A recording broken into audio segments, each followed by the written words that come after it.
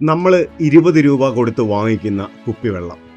ഈ കുപ്പിവെള്ളം 20 രൂപയ്ക്ക് വാങ്ങിക്കുമ്പോൾ നമ്മൾ മറ്റു പല സാധനങ്ങളും വാങ്ങിക്കുമ്പോൾ നമ്മൾ കമ്പയർ ചെയ്യും, ഇതിന് ഇത്രയൊക്കെ വില കൊടുക്കണോ, ഇത് ഇത്രയൊക്കെയുള്ള മൂല്യമുണ്ടോ എന്നൊന്നും പലപ്പോഴും നമ്മൾ മറ്റു കാര്യങ്ങളെ കമ്പയർ ചെയ്യുന്ന പോലെ ഇതിനെ കമ്പയർ ചെയ്യാറില്ല. 1 ലിറ്റർ വെള്ളത്തിന് കൊടുക്കുന്ന പണമാണോ യഥാർത്ഥത്തിൽ ഈ പറയുന്ന ഒരു കുപ്പി വെള്ളത്തിൻ്റെ വില?